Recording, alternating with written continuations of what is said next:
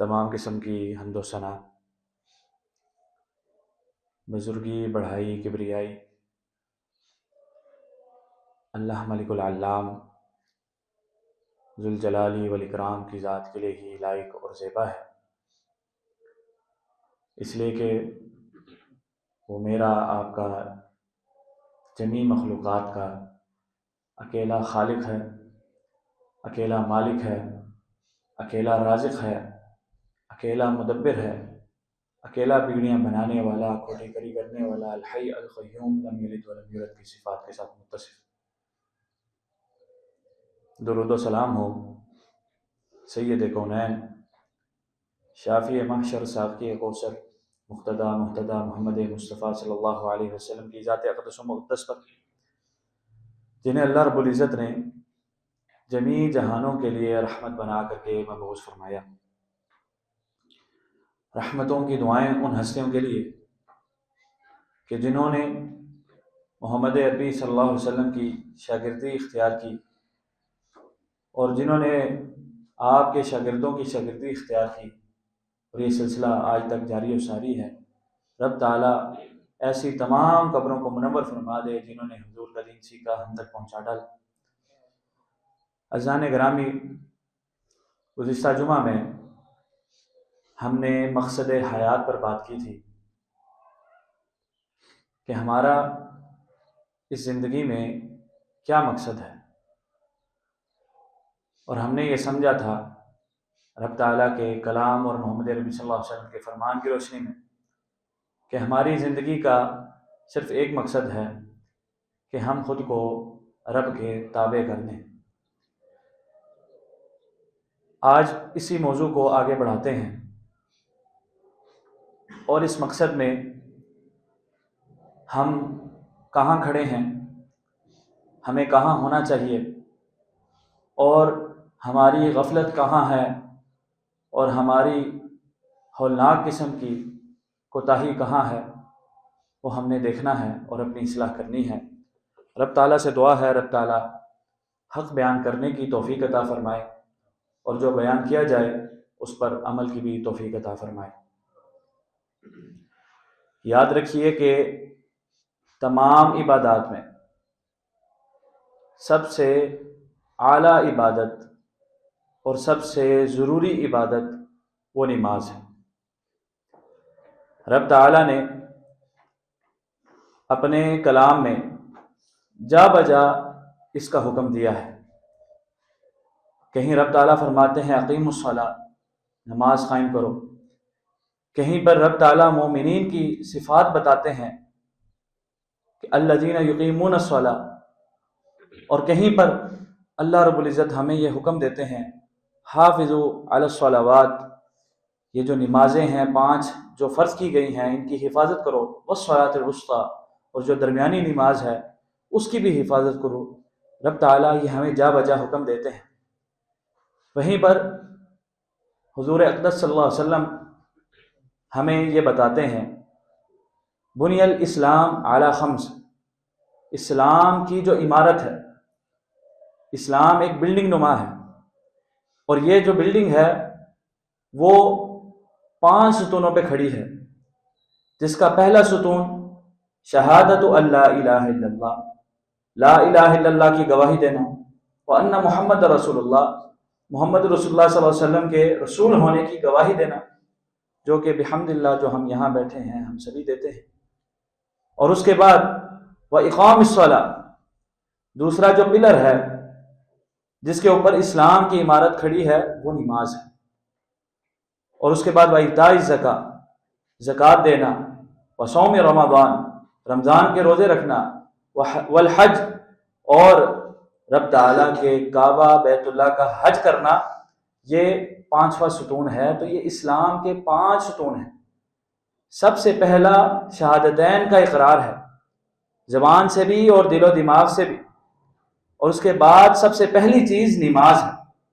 اور یہ نماز وہ عبادت ہے جو اللہ رب العزت نے اپنے حبیب کو 7 آسمانوں سے اوپر اپنے عرش کے قریب بلا کر کے فرض فرمائی۔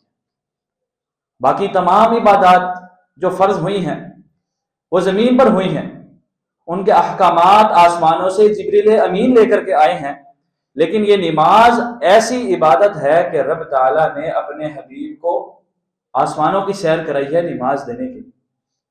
تو یہ معمولی عبادت نہیں ہے، یہ اتنی اہم عبادت ہے کہ انسان دائرہ اسلام میں داخل ہوتا ہے، چند لمحہ پہل وہ کفر میں ہے، اسلام میں داخل نہیں ہوا، یہاں اسلام میں داخل ہوتا ہے۔ اب اگر صاحب نصاب ہے تب زکوٰۃ فرض ہے، وہ بھی سال بعد اس نے دینی۔ اگر اس کے پاس استطاعت ہے اور وہ حج کر سکتا ہے، حج کا موسم ہے تو حج اس پہ فرض ہے، وگرنہ نہیں۔ سال انتظار کرے گا، 6 مہینے، 4 مہینے، 2 مہینے وہ انتظار کرے گا، حج کا موسم آئے گا وہ تب حج کرے گا، اور وہ بھی زندگی میں صرف ایک دفعہ فرض ہے۔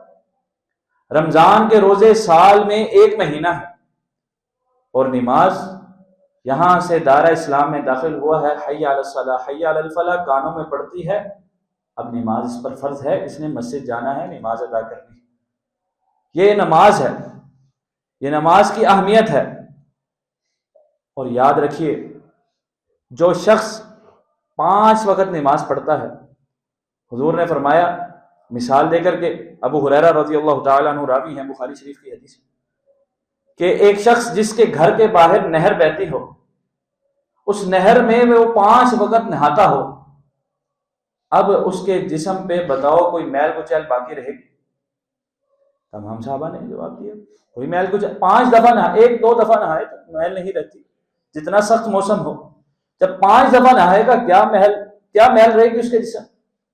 حضور فرماتے ہیں یہی مثال ہے، فَذَلِكَ مَثَلُ الصَّلَوَاتِ الْخَمْسِ، جب انسان 5 نمازیں پڑھتا ہے تو گویا وہ ایمان کی نہر میں ڈبکیاں لگاتا ہے، اور اس کے اوپر کوئی گناہ باقی گناہوں سے پاک ہو جاتا ہے۔ اور یاد رکھیے، گناہوں کی نحوست ہوتی ہے، جو گناہ مجھ سے آپ سے سرزد ہوتے ہیں ان کی نحوستیں ہماری زندگیوں میں اترتی ہیں، اور اس کی وجہ سے ہمارے گھروں میں مشکلات آتی ہیں، اس کی وجہ سے ہمارے روزگار خراب ہوتے ہیں، اور یہ نماز ہے جو سب کو دھو ڈالتی ہے۔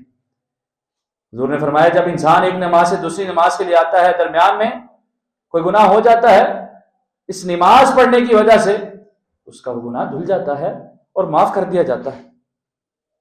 اور یہ گناہ ہے اور یہ نماز ہے جو انسان کو بڑے بڑے گناہوں سے روک دیتی ہے۔ یہ رب تعالیٰ کی بات ہے، ان الصلاۃ تنہی عن الفحشاء والمنکر، یہ نماز ایسی چیز ہے کہ فحش کاموں سے بھی انسان کو روکتی ہے اور برائی کے کاموں سے بھی انسان کو روکتی ہے۔ جب انسان صدق دل سے رب تعالیٰ کی رضا کے لیے 5 وقت کا نمازی ہوتا ہے، گناہوں سے بھی رکنا شروع ہو جاتا ہے اور بچنا شروع ہو جاتا ہے۔ گناہوں سے رکنا اس کے لیے ایک عام آدمی کی بنسبت آسان ہوتا ہے۔ شیطان کے اوپر اس کے حملے ہوتے ہیں، شیطان کے حملے اس کے اوپر ہوتے ہیں، لیکن وہ اس انداز سے اثر انداز نہیں ہو پاتے جو ایک بے نمازی کے اوپر اثر انداز ہوتے ہیں۔ نماز یہ معمولی عبادت نہیں ہے، اور اس کے حوالے سے آپ علیہ الصلوۃ والسلام نے فرمایا کہ سب سے پہلے روز محشر جس بارے میں پوچھا جائے گا وہ نماز ہے۔ جو اس میں کامیاب ہو گیا وہ باقی چیزوں میں بھی کامیاب ہو گیا، اور جو نماز میں پھنس گیا وہ برباد ہو گیا، خائب و خاسر ہو گیا۔ حضور فرماتے ہیں اگر فرض نماز میں سے کوئی کمی واقع ہو گئی تو جو نوافل انسان پڑھتا ہے سنتوں کی صورت میں اور نوافل کی صورت میں، اس سے اس کے فرضوں کی کمی دور کر دی جائے گی، لیکن ایک آدمی جو فرض ہی نہیں پڑھتا اس کی کمی کیا دور ہوگی؟ یہ زندگی چھوٹی سی ہے، لگتی بہت بڑی ہے، انسان اس میں مگن ہو جاتا ہے، رب کو بھول بیٹھتا ہے، لیکن بات یہ ہے کہ نماز کے ساتھ اگر تعلق نہ ہوا، دنیا بھی انسان کی برباد ہوتی ہے، آخرت تو ہونی ہی ہونی۔ دنیا میں بھی انسان کے کام سیدھے نہیں ہوتے، معاملات درست نہیں ہوتے، انسان ایک مشکل سے نکلتا ہے دوسری میں گر پڑتا ہے، دوسرا مسئلہ حل کرتا ہے تیسرے میں پڑ جاتا ہے۔ اور جو شخص نمازی ہوتا ہے رب تعالیٰ اس کے کام اپنے ذمہ لے لیتے ہیں، اس کی مشکلات رب تعالیٰ خود حل کرتے ہیں، اس کے مسائل میں رب تعالیٰ خود اس کے سامنے آتے ہیں، رب تعالیٰ اس کی تائید و نصرت فرماتے ہیں. حضور فرماتے تھے اپنے صحابہ میں سے جو چھوٹے صحابہ تھے، ایک روز آپ نے فرمایا احفظ اللہ یحفظ، اللہ کا خیال رکھنا تم شروع کر دو، اللہ تمہارا خیال رکھے. اور اللہ کا خیال تم نہیں رکھو گے تو پھر کیا ہوگا؟ مشکلات زندگی میں آئیں گی. کیوں؟ وہ سب سے بڑا محسن ہے. حل جزاء الاحسان الا الاحسان. دنیا میں قانون یہ ہے کہ کوئی احسان کرے تو اس کا بدلہ احسان ہے. یہ رب تعالیٰ نے قانون بنایا ہے. اور جو محسن اعظم ہے، جو سب سے بڑا محسن ہے، جس نے ہمیں وہ دیا جو ہم نے اس سے مانگا، اور جو ہم نے اس سے نہیں مانگا وہ بھی اس نے عطا کیا، اس محسن اعظم کا جب ہم احسان نہ مانیں، اور اس نے جو نماز ایک عبادت دن میں جو روزانہ فرض ہے 5 وقت صرف، وہ ہم ادا نہ کریں تو پھر بڑی بدبختی ہے، بد نصیبی ہے، اور یقین مانیے بہت بڑی تباہی ہے. رب تعالیٰ فرماتے ہیں فَإِن تَابُوا وَأَقَامُوا الصَّلَاةَ وَآتُوا الزَّكَاةَ فَإِخْوَانُكُمْ فِي الدِّينِ. مشرکین کے ساتھ قتال کریں، ان کے ساتھ جنگ لڑیں، ان کی گردنیں اڑائیں. کب تک؟ جب تک یہ توبہ نہ کر لیں، شرک سے توبہ طائب ہو کر کے دار اسلام میں نہ آ جائیں، اور نماز شروع نہ کر دیں، اور زکوٰۃ نہ دینا شروع کر دیں. اگر یہ دینا شروع کریں، زکوٰۃ بھی اور نماز ادا کرنا شروع کریں، تو پھر یہ تمہارے بھائی ہیں، مسلمان ہیں، ورنہ نہیں. اور آپ کو پتا ہے صدیق اکبر رضی اللہ تعالی عنہ نے اپنے دورہ خلافت میں مسلمانوں کے ایک گروہ نے جب زکوٰۃ دینے سے انکار کیا تو صدیق اکبر نے ان کے ساتھ اعلان جہاد کیا. کیوں؟ وہ کہا کرتے تھے ہم نمازیں پڑھیں گے، زکوٰۃ نہیں دیں گے. زکوٰۃ بھی اہم عبادت ہے، نماز اس سے زیادہ اہم عبادت ہے. تو صدیق اکبر نے یہ آیت پڑھی، اور اس آیت کے ذریعے ساروں کو بتا دیا رب تعالیٰ کا یہ حکم ہے کہ جب تک نماز قائم نہ کی جائے، زکوٰۃ ادا نہ کی جائے، تب تک قتال کرنا ہے، جنگ لڑنی ہے، تو میں اس لیے گردنیں اتاروں گا جب تک یہ زکوٰۃ دینا شروع نہ کر دیں.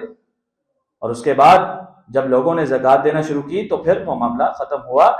تو یہ نماز اس سے بھی زیادہ اہم ہے. نماز کا معاملہ ہلکا نہیں ہے. اور ہم نے آج کیا لیا ہوا؟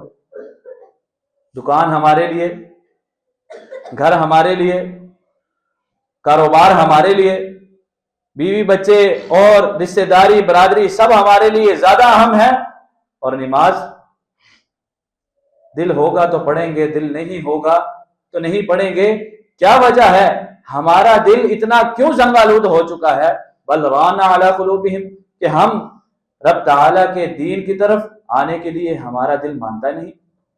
رب تعالیٰ کے گھروں کو ہمارا دل مانتا نہیں جانے.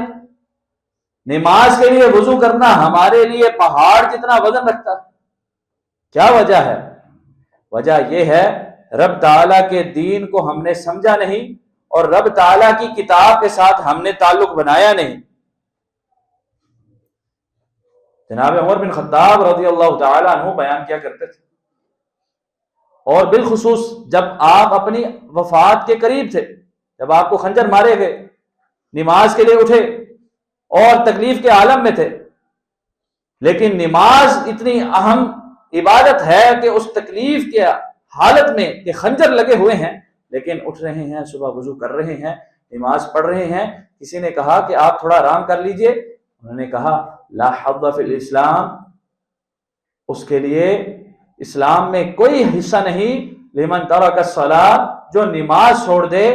تارک صلاۃ کے حوالے سے بہت سخت احکامات ہیں. لیکن ہماری چونکہ ایک روٹین بن چکی ہے، نماز ہم نے فارمیلٹی بنا لی کہ پڑھ لی ٹھیک، نہ پڑھی تب بھی ٹھیک. یہ مسلمانوں کا طریقہ کار شروع سے نہ رہا ہے، اور نہ یہ ہونا چاہیے. بلکہ رب تعالیٰ نے تو جو نماز میں تاخیر ہے، وقت نکل جائے اور اس کے بعد انسان بلا وجہ نماز پڑھے، اس کو بھی رب تعالیٰ نے برا جانا ہے، حرام کیا ہے، ناپسند کیا ہے. رب تعالیٰ فرماتے ہیں فَخَلَفَ مِن بَعْدِهِمْ خَلْفٌ أَضَاعُوا الصَّلَاةَ وَاتَّبَعُوا الشَّهَوَاتِ، بعد میں ایسے ناخلف آئے جنہوں نے نمازیں ضائع کی اور شہوات کی پیروی کی. تو یہ ناخلف ہوئے جو انبیاء کے بعد ان کی نسلوں میں یا ان کے پیروکاروں کی نسلوں میں آئے. رب تعالیٰ نے ان کو ناپسند کیا ہے اور اس بات کو بھی حرام کیا ہے کہ نماز کو لیٹ کیا جائے، بلکہ امام تیمیہ رحمہ اللہ شیخ الاسلام فرماتے ہیں کہ تاخیرها عن الوقت حرام باتفاق العلماء، تمام علماء کا اس بات پر اتفاق ہے کہ اپنی وقت سے نماز لیٹ کی جائے، یہ حرام، تمام علماء کا، شروع سے لے کر کے اس دور تک اور تب سے لے کر کے آج تک یہ اتفاق ہے، تو جو چھوڑ دے وہ تو بہت بڑی قباحت ہے، بہت بڑی نحوست ہے اور بہت بڑی تباہی ہے، بربادی ہے۔ رب تعالیٰ سے دعا ہے رب تعالیٰ ہمیں ایسی تباہی اور بربادی سے بچنے کی توفیق عطا فرمائے اور ہمیں 5 وقت کا پکا سچا باجماعت پڑھنے والا نمازی بنا دے اور ہمارے گناہوں کو دھو دے، دلوں کو پاکیزہ کر دے اور دلوں کو اپنے گھروں کے ساتھ جوڑ دے اور اپنی عبادت میں دل لگنے کی ہمیں توفیق عطا فرمائے۔ وما توفیق الا باللہ علیہ توکلت و الیہ